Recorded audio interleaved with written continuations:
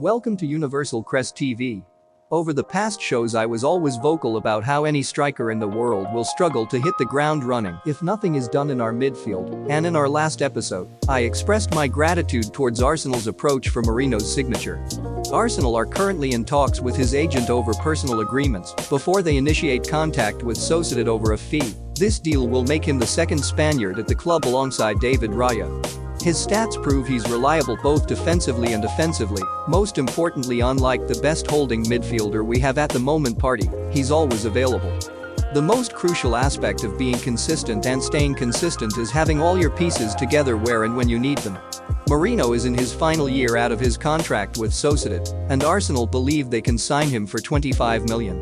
Sociedad reportedly implied their willingness to sell since they need the money, but then again, they can gamble on the decision of keeping him for a year and try to persuade him to sign a new contract if they don't get as much as what they think they can squeeze out of Arsenal.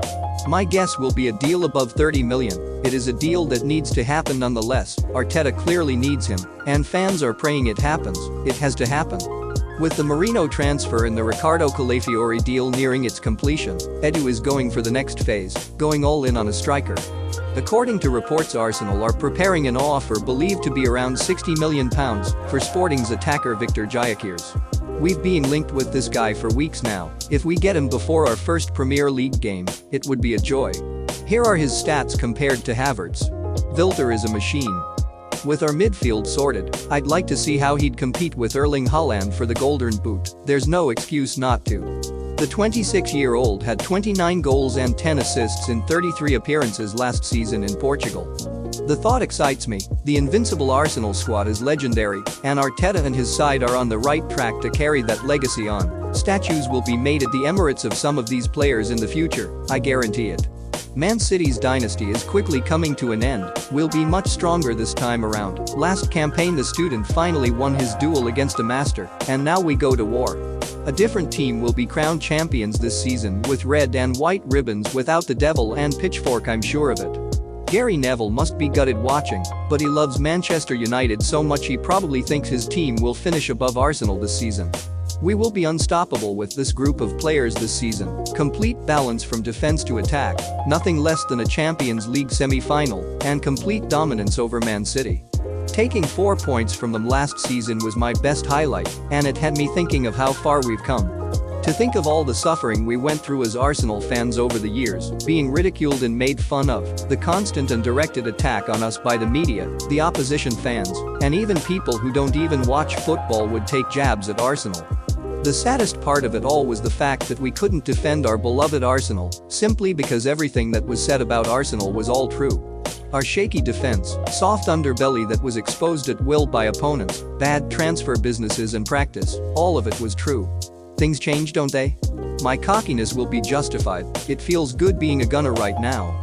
To think all it took was a sporting director, manager with no experience and a little patience to witness magic is what keeps the fairy tale alive. Good journalism is not only taking credit when you are right, but admitting when you were wrong as well. When Arteta was appointed manager of Arsenal, I did not like it at all because there were coaches with experience who were available at the time. His first season made him my primary target for everything wrong going on at Arsenal, and I felt it was the worst decision the club ever made at the time. I was one of the people lobbying for his dismissal, and I also thought Edu's appointment was premature. That was then, and this is now. I admit I was wrong, and I'm not going to go through his past stats to justify my feelings towards him during that time. I was wrong, and I'm glad Arteta didn't get sacked, and I'm glad they stuck with Edu too. All that being said doesn't change my criticism of them on certain aspects. They've done an amazing job, and their love for this club is evident for all to see. I'm glad Kroenke is still around, seeing how he runs his sports franchises in the United States, he cares a lot about winning.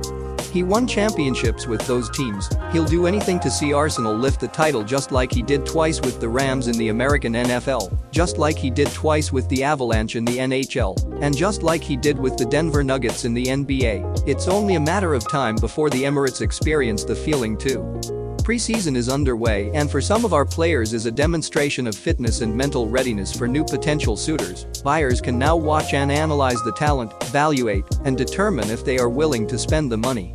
A new chapter awaits them in a new environment. Every footballer prepares for this day in his mind, a time where he needs to do what's good and what works for him, his career and family, because that's the one aspect I feel nobody else will be responsible for. That decision is yours, and yours alone. Hope they seize the opportunity and carry themselves gracefully with their heads up high. Till our next one. That's it for now.